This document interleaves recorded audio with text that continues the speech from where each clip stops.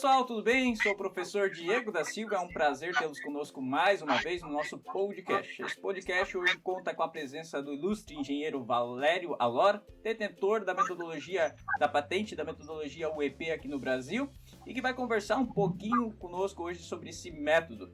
Esse podcast você acompanha pela plataforma do AVA da Univille, mas também será disponibilizado em vídeo nos canais do YouTube da Tecnosul Consulting, do professor Diego da Silva, LinkedIn, enfim, você pode conferir a versão visual desse podcast também nas outras plataformas. Um abraço, conte conosco, fique aqui e acompanhe um pouquinho desse bate-papo com Valério Alor. Valério, muito obrigado por ter aceito o nosso convite. É sempre uma honra conversar com profissionais de mercado como você, uma referência e detentor, então, da metodologia UEP. Tive o prazer de conhecer o Valério, me deu esse livro, está até autografado aqui, deixa eu mostrar para vocês, dele, da Simone, que escreveram esse livro sobre o método UEP, sobre gestão de custos, metodologia para melhoria da performance empresarial. Já tive a oportunidade de trocar figurinhas com eles durante o meu mestrado e hoje é um prazer tê-lo aqui, Valério, hoje, conversando com a nossa turma da Uni sobre o método de custeio UEP. Primeiramente, então, gostaria de que você se apresentasse e desse um olá inicial aí para os nossos espectadores, nossos ouvintes. Pessoal, bom dia. É um prazer estar aqui através do convite do Diego, que me chamou no WhatsApp, trocamos algumas ideias. Não, vamos fazer um podcast, etc. Falei, não, com o maior prazer, eu adoro fazer isso, né? Adoro participar de eventos, adoro conversar com o pessoal de universidade, é sempre um aprendizado, sempre agrega valor. Então, eu sou o Valério, eu sou sócio da empresa Tecnosul Consulting, uma empresa de consultoria especializada na implantação desse conceito da UEP, né? E a gente tem uma série de clientes pelo país, a gente tem muitas empresas que utilizam, empresas médias, grandes, gigantes, pequenas, de todos os ramos de atividade, e a gente trabalha com esse conceito há mais de 30 anos, né? A gente tem uma experiência muito grande nessa área de custos, né? E eu achei bacana, assim, o convite, né? Então, estou aqui à disposição para ajudar o Diego, fazer as perguntas, esclarecer as dúvidas, né? E vai ser um prazer trocar essa ideia com vocês. Perfeito, Valério. Então, para iniciar aí, conte um pouquinho aí da sua carreira, conte como que o método UEP surgiu aí. A gente sabe que veio derivado de um método francês, então quem foi Franz Alor, carrega o sobrenome por quê? Então conta um pouquinho dessa situação entre você e o UEP, vamos dizer assim. A história é bem bacana, assim, a história começa na França, na década de, eu acho que mais ou menos 50, alguma coisa assim, através de um engenheiro chamado Georges Perrin, que criou o conceito, a ideia de criar uma unidade para medir esse processo de esforço de produção. E meu pai trabalhou com ele na época, na Europa, né? Meu pai é italiano, nascido na Itália, e trabalhou com ele, etc. Depois ele faleceu, ele veio para o Brasil, né, com aquele conceito na cabeça, e quando ele se aposentou, foi profissional de multinacional, né? Ele era o CEO de uma empresa de São Paulo, uma multinacional americana, veio para Blumenau aposentado, né, que queria sair daquela cidade, daquela loucura, não, vamos embora para Blumenau, e veio para Blumenau. Aí aqui montou um pequeno escritório de consultoria, ele mesmo, né, só para vender a ideia, e começou a trabalhar, nossa, cara, isso é 1978, mais ou menos, eu imagino, 77, 78. E aí conseguiu pegar os primeiros clientes, o primeiro cliente que ele fez a implantação, tudo na mão, tudo no papel, uma coisa assim inacreditável hoje, né? Eu não consigo nem entender como é que faz isso, tá? E o primeiro cliente foi a Valtec, a antiga Valtec de Blumenau, que hoje também já foi vendida para outra corporação, e também a Colba, que lá de Joinville, de motores elétricos, né? Foi os primeiros clientes, primeiras aplicações. E depois, com isso, ao passar do tempo, foi andando, né? Aí eu me formei em engenharia aqui em Santa Catarina, e aí vim trabalhar com ele e estamos desenvolvendo esse trabalho até hoje, né? Hoje eu e a minha sócia Simone, a gente divulga essa tecnologia, né? A gente transformou todo esse conceito num software, né? Hoje ele é implantado através de um sistema, um software, né? Integrado com os ERPs, e a gente tem feito esse trabalho aí ao longo de todo esse tempo, tá? Perfeito, Valério. Mas me diz assim, por que eu entraria nessa seara de utilizar o método EP? Qual é o grande benefício? Qual a distorção que ele elimina? Qual a grande vantagem do método EP? Vende aí a tua metodologia para a gente.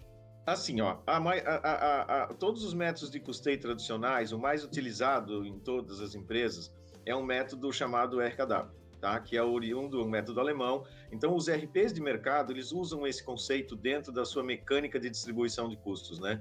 Então, qual é o grande problema? É bem simples, tá? É uma matemática bem fácil, bem simples de entender. A gente não tem aqui, digamos, um quadrinho para explicar, né, para desenhar, mas vamos tentar ilustrar isso verbalmente, tá? Como é que funciona?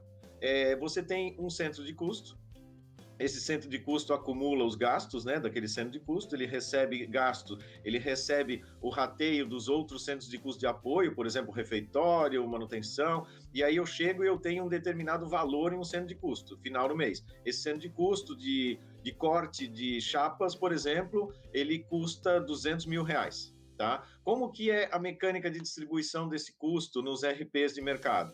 Eles vão pegar esse valor dos 200 mil, dividir pelo total de horas produzidas dentro daquele centro de custo, que é calculado através de quanto tempo o produto passou pelo roteiro nas máquinas que estão ali dentro, e ele acha uma tarifa, ou chamada taxa, que é o custo hora, né? O custo minuto. O pessoal de confecção trabalha, de calçados, trabalha muito com essa ideia do custo minuto, é a mesma coisa, tá? Então, se chega naquela taxa hora, taxa minuto do centro de custo todo, e depois multiplica pelo tempo que os produtos passam naquele centro de custo. Ou seja, definição, se eu tenho 2 produtos que passam nesse centro de custo e os 2 produtos têm o mesmo tempo, então, por definição desse conceito, eles vão ter o mesmo custo, certo?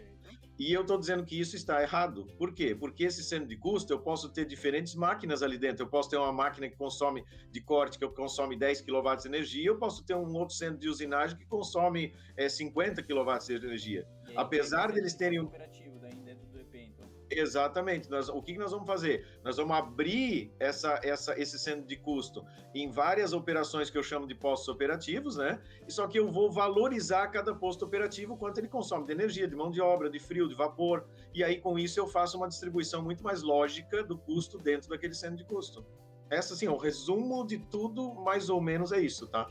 Perfeito. Mas quando a gente chega nessa questão da relação tempo de passagem dentro do posto operativo e o custo do posto operativo por minuto ou por hora, enfim, o quanto que ele consome desse esforço. Eu também tenho a questão da utilização desse posto operativo. Se eu tenho esse posto operativo um consumo de 50% da sua capacidade operativa, eu também estarei, então, como eu consumir menos esforço, elevando o custo desse meu esforço. Isso continua dentro do método EP? Sim, claro, porque o que comanda sempre é sempre a tarifa, né? Então, eu também vou calcular uma tarifa do centro de custo, que a tarifa, só que no nosso caso, vai ser uma tarifa por UEP, reais por UEP produzida.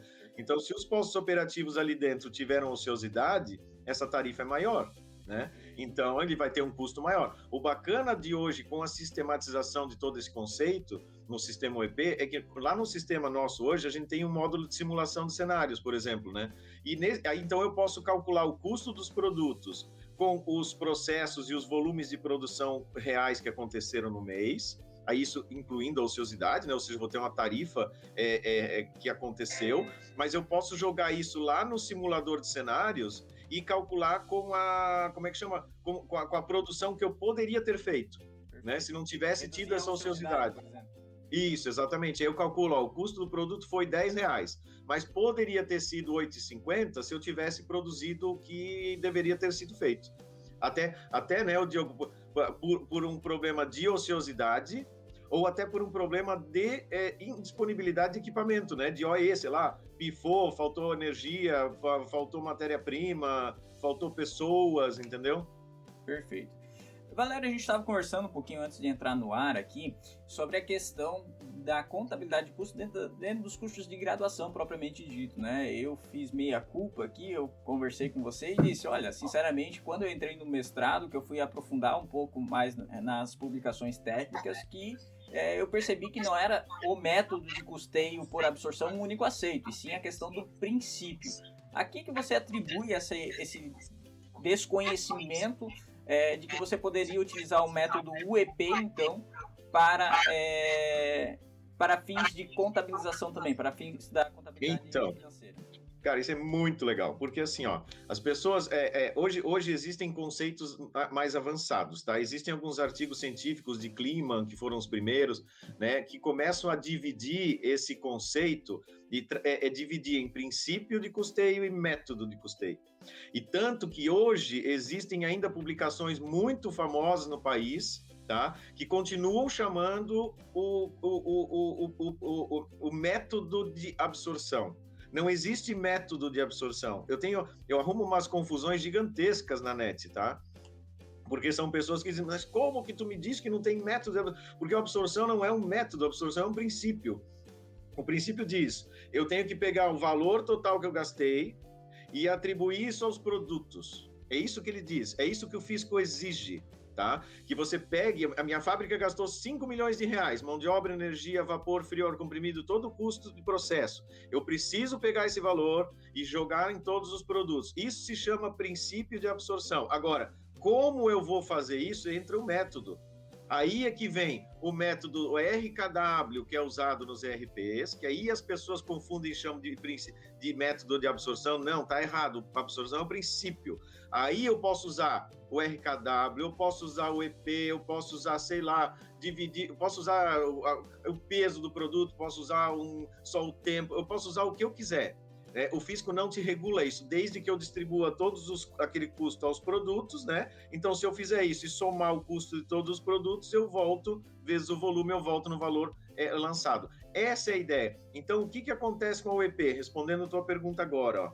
A UEP, eu posso usar o UEP, sim, para fazer aplicação do princípio de absorção, que tem dentro dos RPs. E a gente faz isso em um monte de empresas. Empresas gigantes que usam SAP, que usam DataSul, que usam o método da Senior, que usam o RPs o RP da Oracle, ou seja, vários RPs, a gente simplesmente faz o quê? Eu coloco lá dentro do RP que ele faça essa distribuição pelo índice de UEP de cada produto. E a contabilidade é aceita, não tem problema algum. Validada por diversas auditorias internacionais que já fizeram todo esse processo. Essas grandes empresas que a gente trabalha, frigoríficos gigantes, por exemplo, já foi auditado por auditorias internacionais, né, para saber, mas é válido isso? Não, é válido. Ele fez a distribuição, usou o princípio de absorção, está fechada a questão. Mas é um trabalho árduo, né, Valério? Essa questão de conscientização de quebrar essa barreira do método de custeio e absorção, né? Durante o mestrado, eu vi que a gente tem bastante publicação aqui em Santa Catarina, algumas publicações no Rio Grande do Sul e algumas também no Nordeste. Mas na região de São Paulo, por exemplo, que eu sei que você tem bastante clientes na região, a publicação do método EP também não é tão expressiva assim como é aqui em Santa Catarina, Rio Grande do Sul, e alguma universidade, que eu esqueci o nome agora, aqui do Norte ou do Nordeste, que também tem alguns doutores que auxiliam, orientam sobre o método EP, né? Não, exatamente. Assim, ó, eu acho que no Sul ela ficou mais forte exatamente por causa da nossa proximidade com a universidade. Na época eles fizeram um grupo de estudos para entender isso tudo, liderado ali pelo professor Kleeman, Bornia, toda aquela turma, né? E isso acho que contribuiu. E aí agora tem alguns que estão no Rio Grande do Sul, outros em Santa Catarina, então isso contribuiu para que isso tenha mais conhecimento por aqui. Mas tem bastante, né? Já tiveram, como a gente falou, outras universidades que também tem artigos publicados, e sei lá, eu acho que é uma questão de tempo também para as pessoas irem se adaptando, conhecendo, né? A gente é uma empresa, nós somos uma empresa de consultoria, somos uma empresa pequena, então a gente tem um volume de trabalho de implantações que não é assim um volume muito grande, né? A gente faz alguns projetos por ano. Então, acho que com o passar do tempo, né, as pessoas conhecendo mais o conceito e a metodologia, né, começam a estudar mais sobre isso também, né? Perfeito, Valério. Valério, não sei se você tem algum tipo de restrição em falar o nome de algumas empresas que utilizam o método EP já, se você está impedido contratualmente de citá-las, mas se você não estiver impedido de citá-las... Olha, Assim, gente, assim, eu não gosto muito de falar assim ao vivo, né? Porque eu acho que é uma questão também de ética, não sei, não quero fazer uma propaganda nesse sentido, mas existe no nosso site as empresas que utilizam. Olha, todos os grandes frigoríficos no Brasil utilizam, né, frigoríficos de aves, suínos industrializados utilizam o método. Os grandes, médios, a gente tem grandes metalúrgicas que usam também o conceito. Quem tiver interesse, pode entrar na nossa página, tá, gente? É tecnosulconsulting.com.br, tá? Ou só coloca lá Tecnosul no Google que já vai aparecer, tá? E dá uma olhadinha. A gente tem também vários artigos científicos que nós mesmos publicamos em congressos, tem uma série de artigos de terceiros, tem o texto do método, tem bibliografia, tem bastante coisa para dar uma olhada lá, tá? Perfeito, Valério, perfeito. Valério, me diz uma coisa, quanto ao método especificamente, um dos princípios do método EP é o princípio da constância das relações, né? Então, quando que eu devo revisitar o processo de implantação do método? Quando que é válido eu revisitar a parametrização do método e não ficar só alterando lá o custo de transformação e distribuindo pelas UEPs produzidas? Então, assim, no passado, como era feito tudo à mão, era muito mais difícil, né? Hoje, com o sistema que a gente desenvolveu, as coisas ficam muito fáceis, né? Inclusive a implantação se faz de uma forma muito mais rápida. Hoje a gente implanta o EP numa empresa grande até, tá? Em 3 a 4 meses está tudo funcionando, tá? Integrado com RP, tudo funcionando. E isso, o que que a gente pratica nas empresas? Uma vez por ano, quando vem a época do dissídio, que já altera salário, não custa nada a pessoa ir lá alterar os salários, alterar o custo da energia, alterar o custo do vapor, etc., fazer uma revisão nos dados do sistema e pronto, está revisitado o conceito da UEP, garantindo, né, que aqueles valores estejam atualizados, né? Então essa é uma prática. Assim, uma vez por ano o pessoal entra lá, faz uma revisão de todos esses dados, que com o sistema fica bem simples, né? Sim, com certeza. E uma das vantagens que a gente vê no método EP também é que quando a gente trabalha com uma medida de unidade de esforço, a gente corta todo o efeito inflacionário. E agora a gente vem de um período que a inflação está começando a assustar novamente, né? Não dá para comparar com a década de 90, mas a gente já está com índices bastante elevados de inflação e a UEP elimina essa distorção a partir do momento que você usa a sua produtividade por unidade de esforço e não mais unidades monetárias. E essa é um diferencial do método, né? O método ele trabalha não só a parte de valorização dos estoques, mas também da produtividade. Quais são outros benefícios que o método pode trazer no aspecto de engenharia da produção propriamente dito? Então, esse é um negócio bacana, assim, por quê? Porque o que a gente faz? A gente mede o produto através desse índice, né? Vamos chamar de índice, o índice UEP, né? Então, o produto tem uma quantidade de UEPs em cada produto, que é dada em função de quanto ele usou de mão de obra, né? Quanto ele usou de energia, de vapor, de frio, de manutenção, peças, etc. Então, eu tenho um produto que vale 10 UEPs, por exemplo, tá? Então, ele vale 10 UEPs hoje, aí o mês que vem ele vale 10 UEPs de novo, aí o outro mês ele vale 9. Por que vale 9? Porque alguém mexeu no processo dele. Ele só vai mudar a quantidade de UEPs se mexer no processo produtivo. Então, alguém fez uma melhoria, alguém fez alguma coisa interessante ali dentro, opa, então ele não vale mais 10, ele vale 9. Então, essa unidade é constante ao longo do tempo. Então, eu consigo avaliar de forma muito clara a evolução no processo do produto. Eu posso dizer assim, esse produto eu tive uma melhoria na quantidade de UEP de 10% nesse último mês, porque ele está consumindo menos UEPs. Agora, quando eu avalio, né, o Diego, em dinheiro, que é o resultado do custo do RP, por exemplo, ali eu já tenho embutido no custo o índice de ociosidade. Então, por exemplo, eu tenho esse mês, o produto custa 20, tá? O mês que vem ele custa 23. Ele custa mais ou menos, em dinheiro mais. Mas eu posso até, olha só, eu posso ter um produto que até eu melhorei o processo, ele era 10 e começa a valer 8 EPs, então eu evidencio, olha, eu melhorei o processo desse cara, eu fiz uma coisa boa. Só que daí vai olhar o custo, era 20, agora está 23. Por quê? Deu ociosidade na fábrica e ele tem um custo maior porque a tarifa subiu. Mas se você analisar só em dinheiro, tu perde essa noção, porque você não tem esse acompanhamento ao longo do tempo, sabe? E aí a OEP, na verdade, se você está reduzindo o EP por produto, significa que você está sendo mais eficiente, então. Isso, e outra coisa, por exemplo, esses grandes frigoríficos que a gente trabalha são fábricas que, cara, os caras têm, sei lá, 20 fábricas de abate de aves.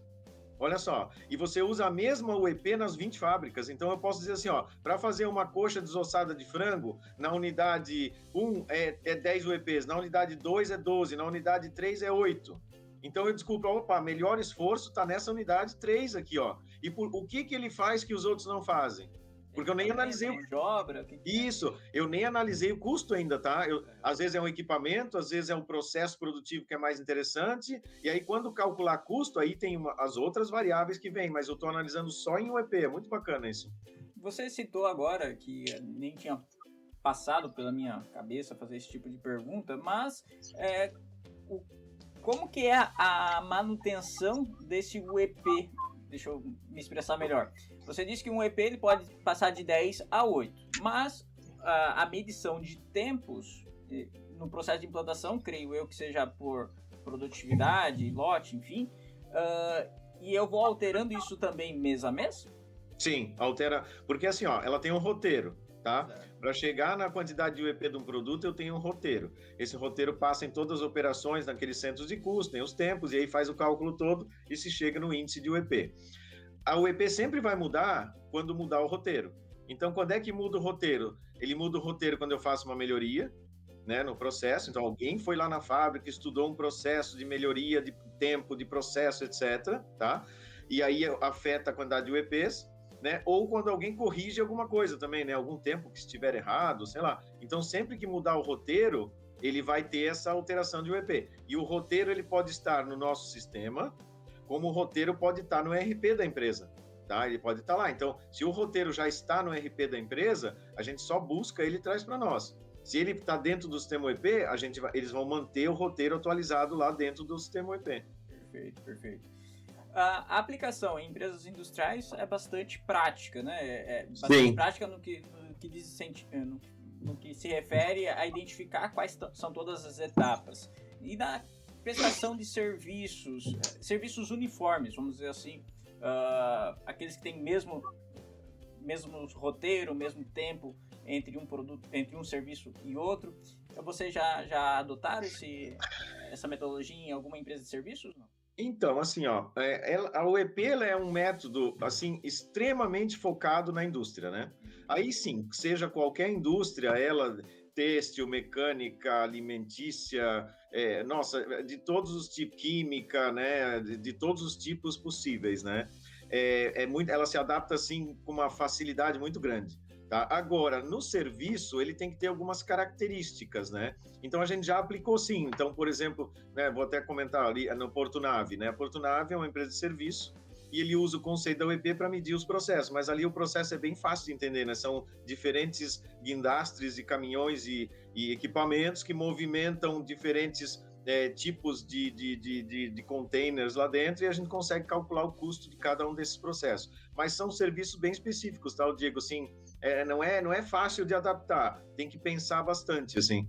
Eu vi até alguns estudos, fazendo alguns ensaios, vamos dizer assim, de uma hibridez entre o método TD-ABC com o EP. E, Sim, a princípio, no estudo, ele funcionou de maneira bastante interessante, trazendo alguns benefícios que o TD-ABC não traria, como o nível de produtividade em unidade de esforço, assim. Isso, exatamente. Eu estou até fazendo, tá? Coincidentemente, uma empresa multinacional que eu estou conversando ali com o pessoal, etc. A gente está montando também o processo de UEP, assim, fazendo uma prova de conceito, né? Ainda estou tentando vender o conceito para eles e estamos fazendo uma prova de conceito numa área de serviço dentro de uma área de importação. Então, também estamos tentando gerar essa ideia, assim, quem sabe, né? Não é uma coisa nativa do método, então tu tem que pensar, ver se o serviço se adapta, mas se adaptar, assim, ó, se nesse serviço a gente conhecer o produto com clareza, o que é o produto, tá? E conhecer o processo desse produto, fica fácil, tá? Não tem muita... Não vou dizer que não tem muita dificuldade, porque, claro, como ele não foi feito para isso, ele não nasceu para isso, né? Você tem que fazer as adaptações. Mas o pessoal que está produzindo uns conteúdos aí bastante interessantes, que a princípio está funcionando. E eu acho que a grande vantagem, novamente, é a questão de você conseguir utilizar custo e produtividade de maneira constante. Isso, o método de vocês traz bastante... Sim, e os indicadores, né? Então, tem empresas, por exemplo, que usam a tarifa, né? Que até no próprio RKW também é usada, né? A taxa hora, né? Uhum. Nós também usamos o reais por UEP, ou seja, essa tarifa, reais por UEP, quanto menor, melhor, né? E também tem empresas que utilizam o EP por hora homem produzida. Também é outro indicador que as pessoas utilizam. Então, nas mesmas horas homem de um mês que eu tive, sei lá, 5.000 horas homem, e no mês seguinte eu tive as mesmas 5.000 horas homens, só que em um mês eu fiz mais UEPs, entendeu? Então isso é interessante também, esse tipo de indicador, né? Eu aproveitei melhor a fábrica com produtos em maior esforço, né? Usando as mesmas horas, né? Perfeito. E a questão do serviço base, ou produto base, que vocês se referem para justamente determinar o que seria o 1EP, né? Em alguns casos é aplicado a um produto específico, outro a um mix de produto. Qual que seria a melhor maneira de determinar qual que seria o produto base ou qual seria o melhor mix de produto base? Assim, cara, assim, ó, isso é um conceito bastante teórico e bem confuso, né? Assim, não é confuso, traz bastante discussão, tá? Então a gente tem simplificado ao máximo esse conceito. Por quê? Porque como a gente revisita hoje em dia a UEP a cada ano, tá? Você pode ter um produto base mais simples, tá? Para gerar esse índice de UEP. Eu até vou recomendar, para entender bem esse assunto, existem 2 vídeos que a Simone, minha sócia, fez no quadro branco, lá no nosso escritório, tá? Lá no nosso site, entra lá no site nosso, tecnosulconsult.com.br, vai lá em vídeos, e tem outros vídeos lá também, mas tem da Simone uns 2 ou 3 vídeos que ela explica exatamente esse conceito, bem didático, é bem bacana de entender. Mas, ou seja, resumindo, a gente tem simplificado bastante esse conceito, tá? Em função de que, como tu tá revisitando a UEP todo ano, para fazer essa atualização, o produto base não precisa ser uma coisa muito complexa. E, na verdade, se eu alterar o produto base, eu perco a referência também, né? Perde a referência, exatamente. Então, esse produto base sempre vai ser mantido ao longo dos períodos para frente para manter a base, a mesma unidade. Por exemplo, sempre quando eu faço no mestrado, eu dou mestrado nesses cursos de pós-graduação, né? Assim, ó, alguém inventou um metro, né? Esse metro, ele é dividido em 100 partes iguais, que se chamam centímetros, ele tem um tamanho, né? Aquele é um padrão. Esse padrão não muda. Essa é a ideia da UEP. Você, no instante da implantação, cria um padrão através desse mecanismo todo chamado, né, produto base, etc e tal. Você cria um padrão e aquele produto vai valer, então, por exemplo, uma caneta, essa caneta aqui, ela vai valer, sei lá, 10 UEPs quando eu implantei. E aí agora eu começo a corrigir o processo dessa caneta ao longo do caminho, mas ela sempre vai ter a mesma unidade de medida. Perfeito. Bacana. E agora, Valério, conta pra gente, agora fugindo um pouco da tecnicidade, algumas histórias aí de implantação, quais foram algumas dificuldades, alguns convencimentos mais difíceis que você teve que passar aí para vender teu produto, para implantar, aquela pessoa que não acreditava e depois... Ixi, tem muito. Então, conta aí um pouquinho pra gente, para dar uma aliviada na tecnicidade aqui do podcast. Assim, ó, não, assim, o Diego, dá para escrever um livro, tá? Assim, só de histórias de viagens e hotéis mirabolantes por aí que a gente fica, né? Porque tem principalmente frigoríficos, né? Eles acabam se posicionando em cidades assim, muitas vezes no interior, de lugares longe. Então imagina os diferentes hotéis que tu encontra, situações assim absurdas, né? Isso já é mas assim, as pessoas hoje eu vejo uma coisa legal, assim, ó. Antigamente, tá? Na década de 90, mais ou menos, até o final, existia uma resistência muito grande, né, das pessoas, do pessoal de contabilidade, em relação ao método, porque não conheciam. Quando a gente começou a divulgar isso melhor, começou a colocar dentro das empresas, fazer com que o custeio contábil fiscal fosse trabalhado para o EP, hoje eu vejo assim, uma abertura muito grande. Então, o nível de resistência diminuiu bastante. Tá? Agora, tecnicamente, né? Agora você continua com resistência de pessoas, né, cara? Pessoas é difícil, porque aí você chega na reunião, tem um que é contra, não é contra, não sabe nem por que é contra, sabe? Então, isso acontece. Pessoas que não querem mudar as coisas do dia a dia. Se o cara pensa, ai, meu Deus, mais um projeto, né? Isso é normal, cara, sabe? O cara não tá nem aí se o custo tá errado. Eu fui numa empresa esses dias, um tempo atrás, e o cara usa o método normal lá, o RKW, do RP dele, etc. E ele virou para mim e falou assim, depois de eu explicar tudo para ele, que o conceito dele, que o custo dele estava errado, né? Porque ele faz a média do centro de custo, etc, aquela história toda, né? Aí ele virou para mim, não, e assim, e aqui a diretoria dá muita importância para o custo. A gente usa 3 casas decimais depois da vírgula para mostrar a importância. Cara, eu virei para minha cabeça pro lado e falei assim, porra, cara, 3 casas decimal, cara, não adianta nada, não precisa nem usar a casa decimal, esse custo tá tudo errado. Usa o número inteiro, que dá na mesma. Hoje a resistência está mais na controladoria ou no departamento de engenharia de produção?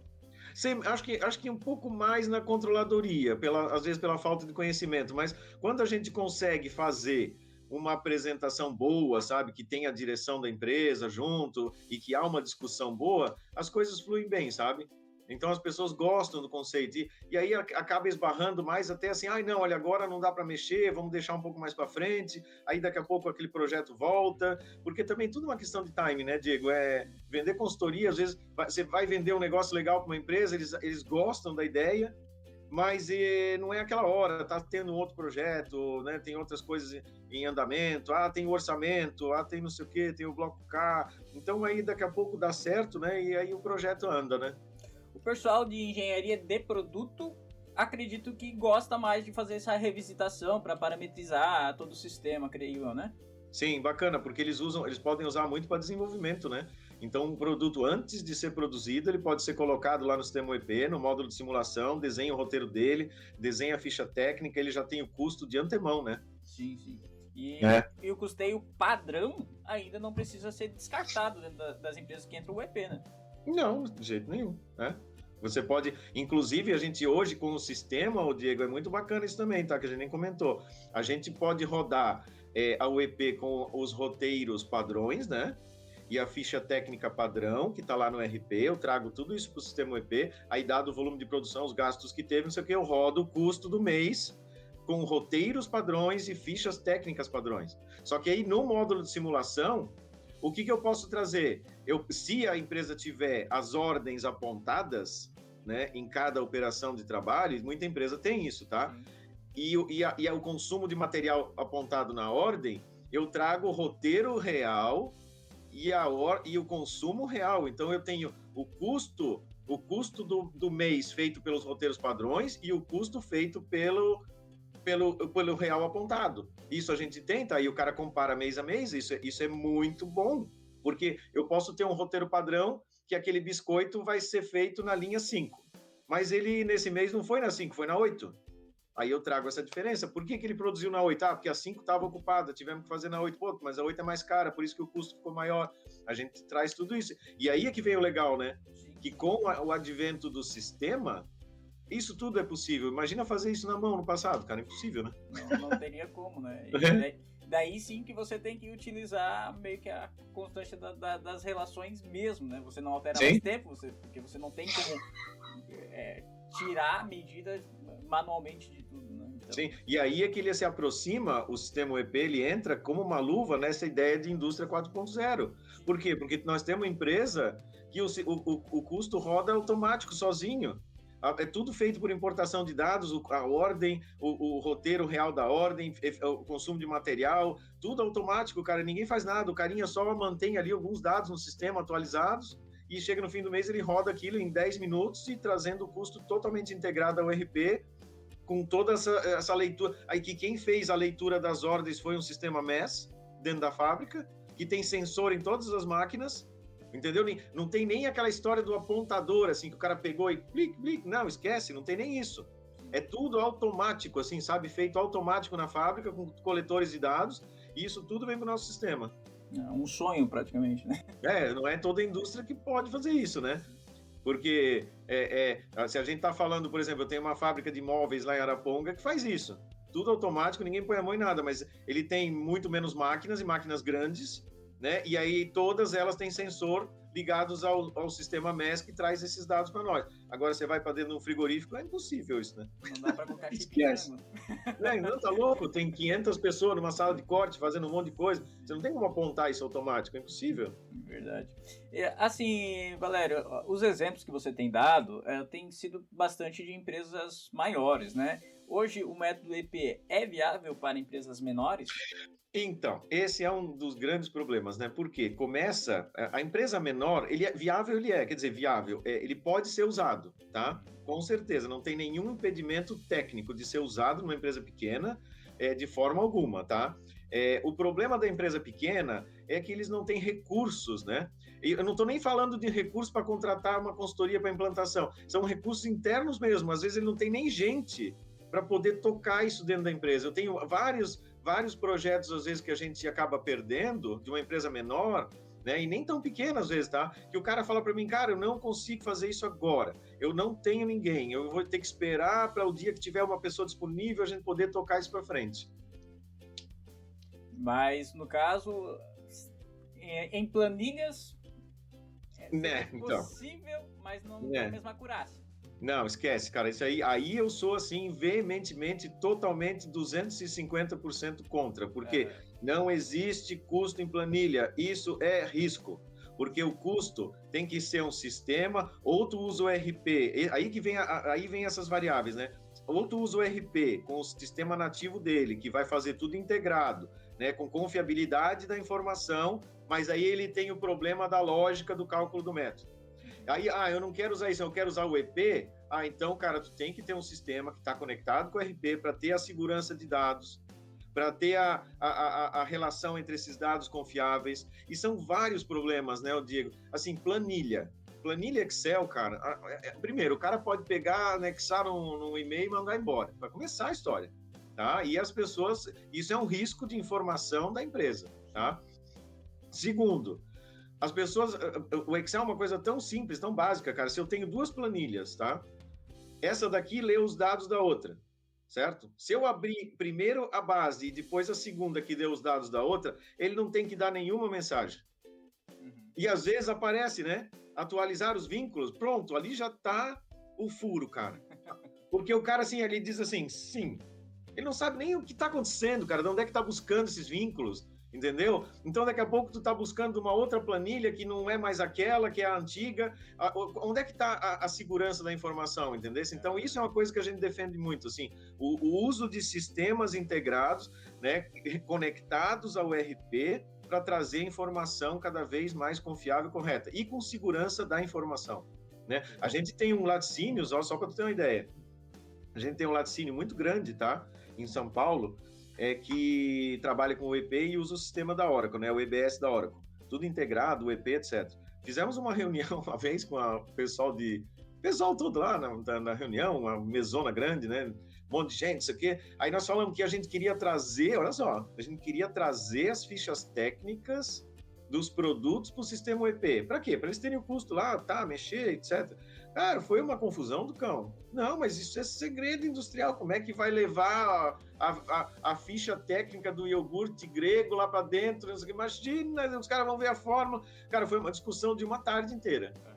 Aí, ou seja, com o sistema de UEP, como a gente tem usuário, nível de acesso, o que o cara pode ver, o que não pode, aí a gente teve que abrir todas essas telas, mostrar, olha, eu vou regular para que só o André pode ver isso aqui, ele não vai poder alterar, ele não vai poder fazer nada, ele só pode ver, não pode imprimir, não pode fazer nada. Aí foi aceito e conseguimos ir para frente. Perfeito. Mas hoje, então, uma pequena empresa, o software de vocês, só o software de vocês, sem ERP, ele roda ou não? Roda, se quiser, roda. Até tem muita empresa, tal, Diego, que eu falo sempre integrado, mas tem muita empresa que começa, primeiro liga o nosso sistema, carrega tudo à mão, né? Nada se carrega à mão, a gente importa dados, ninguém digita mais nada. Mas assim, depois que ele está rodando, ele não está integrado. mas ele funciona. E aí depois, com calma, tu podes fazer a integração. Ou quando eu digo o processo integrado como um todo, eu acho que a gente tem que sempre pensar nessa ideia de melhoria contínua, né? Até dentro da consultoria, da implantação, né? Você tem que começar, né? A querer o excelente logo no primeiro mês não vai acontecer, cara. Não esquece. Né? Primeiro. Isso. Aí que nem os caras falam assim, não, nós não vamos implantar agora porque nós temos que arrumar a casa toda, temos que ter tudo isso confiável. Eu falo pro cara, tu vai ter isso daqui a 3 anos, não vai ter agora. Entendeu? Vai esperar para mudar todo o sistema quando tuas fichas técnicas estiverem todas revisadas. Aí o cara tem 14 mil SKUs. E daí já mudou também. Entendeu? Tem que fazer com já tem novos produtos. Você tem que aquela historinha assim, tem que trocar o pneu com o carro andando, cara. Tem que implantar, melhorar, fazer isso, melhorar de novo, corrigir o que está errado e vai andando. E aí daqui a um tempo esse negócio vai estar mais consistente. Eu acho que esse é o caminho correto, né? Verdade. Valério, a gente já está chegando no término aqui do nosso podcast, mas agora vamos usar um pouquinho do teu conhecimento de premonição, cara. Como que tu vê o mercado aí agora, a partir desse momento, saindo aí a vacinação avançando, saindo talvez... Cara, assim, ó... a pandemia foi um negócio assim bem, né, sei lá, foi bem impactante para todos, né? Que nem a gente estávamos mesmo conversando antes de abrir o podcast, né? A minha vida mesmo mudou, assim, totalmente, né? Antes era 90% do mês, 95% do tempo do mês viajando, e hoje é 10% do mês viajando, 15%, né? Então, ficamos muito mais em loco, com menos viagens, mudou a lógica, né? Muita internet, muita reunião, muito menos tempo perdido. Eu acho que isso foi assim uma coisa muito boa que aconteceu, tá? A quebra de paradigma de fazer reuniões por internet. Hoje eu faço uma de manhã, outra tarde com outra empresa, outra manhã com outra empresa. Antes era uma empresa por semana, tinha que viajar um dia para até ir lá no interior de Minas. Aí depois fica lá, né? Volta o outro dia inteirinho viajando. Então, acho que isso foi uma coisa boa. O mercado, eu vejo assim com um processo de crescimento bem forte, né? A gente tem visto aí previsões de PIB assim fantásticas, né? Com essa questão de agronegócio. O Brasil, eu acho que é um celeiro do mundo, é um país que tem tudo para dar certo, né? De se tirar essa porcaria desses políticos tudo fora, jogar num saco de lixo, dar um nó, e acho que o país andava bem melhor sem eles, né? Começa tudo de novo, joga todo mundo num saco e, puta, reseta esse troço, porque acho que são eles que atrasam o nosso desenvolvimento, mas o Brasil é um país tão grande, né, que ele se autoconserta, né? Então eu vejo a previsão muito boa, né? Os empresários que a gente tem visto estão bem otimistas, né? Umas coisas até interessantes, ó, eu vou falando, vou lembrando. A gente tem um cliente de móveis que trabalha com móveis de luxo. E aí eu também estava lá na empresa dele perguntando, né? E aí, como é que tá isso aqui? Nossa, a pandemia mudou completamente. Por quê? Olha só, porque as pessoas agora estão mais em casa, não saem mais final de semana, querem curtir a casa e estão reformando, botando móveis, fazendo churrasqueira, piscina, não sei o que lá. Então, e o cara tá vendendo a rodo. Entendeu? Entendeu? Então, eu vejo com bons olhos, assim, resumindo, né, o resumo do resumo, eu vejo com bons olhos, assim, o Brasil acho que é um país que tem um potencial maravilhoso, né? E eu acho que nos próximos anos aí, eu acho que vai endireitar bem, saindo dessa pandemia, eu acho que já estamos chegando no final do ano aí, né, com essa questão de vacinação, acho que até psicologicamente para as pessoas isso vai ser muito positivo, né? Perfeito, Valério. Valério, então, agora eu só peço para que você deixe seus contatos, pode passar aí seus contatos, onde que o pessoal encontra a Tecnosul Consulting, onde que o pessoal consegue conversar com o Valério, e já pode deixar sua mensagem aí de despedida para os nossos espectadores e ouvintes. Tá bom. Assim, meu contato é empresa Tecnosul Consulting, né, com ING no fim, né, então só botar no Google lá ou digitar tecnosulconsulting.com.br, ou coloca Tecnosul Consulting, aparece lá, tem todo o site, lá tem endereço dos nossos e-mails, WhatsApp, tem toda a história da empresa, os clientes, tem artigos, tem bastante coisa, tem todos os nossos livros lá para vocês olharem, tá? E, cara, assim, eu fico à disposição, gente, para se vocês quiserem tirar alguma dúvida, manda e-mail, eu às vezes não vou responder, mas fica ali na minha caixinha de entrada como não lido, aí uma hora eu respondo, fiquem à vontade para tirar dúvidas, eu estou aqui à disposição, eu acho um prazer poder ajudar, né, Diego, fazer esse podcast para ti, eu me coloco à disposição até se tu quiser fazer outros no futuro, para outras turmas, outras, né, fico à vontade, é uma coisa que eu gosto muito, assim, eu não sou professor, Eu nunca consegui ser por causa da minha atividade, né? Eu vivo viajando, então já nem assumi para não dar problema, né? Mas eu gosto muito de dar aulas pontuais, assim, de fazer um curso, por exemplo, amanhã eu vou dar uma aula de um curso de pós-graduação, né, de um processo aí de Lean Manufacturing, né? Vou fazer a cadeira de custeio para eles. Mas é um dia, eu vou lá, faço aquela aula toda com a turma lá e deu, né? Isso eu gosto muito, fazer uma apresentação, uma palestra numa universidade, semana acadêmica, estou sempre disposto a fazer isso. Então, estou à disposição, gente, o que precisar, vocês podem contar comigo, tá? Para o que eu puder ajudar, né? Que for possível, que estiver no meu alcance, será um grande prazer. E agradeço já a oportunidade, né, Diego, do convite, né? É uma honra estar aqui contigo, né? E quando precisar, estamos à disposição. Perfeito, então, Valério. Muito obrigado, viu? Então, pessoal, esse é o nosso podcast hoje com o Valério Alora, engenheiro da Tecnosul Consult, detentor do método EP. O que ele falou sobre a sua disponibilidade é bem verdade. Já tive a oportunidade de visitá-los lá em Blumenau, no escritório deles, durante o meu mestrado, para falar um pouquinho sobre o método. Já troquei alguns e-mails com a Simone, a sócia do Valério também, para esclarecimento sobre o método. Então, realmente, eles são bastante solícitos, estão bastante disponíveis para vocês. Usem e abusem desse conhecimento do Valério e da Simone. Gente, nosso podcast encerra por aqui. Meu muito obrigado pela sua audiência e até a nossa próxima. Valeu, muito obrigado, Valério. Meu nome e em nome da Univille também. Um abraço, tchau, tchau.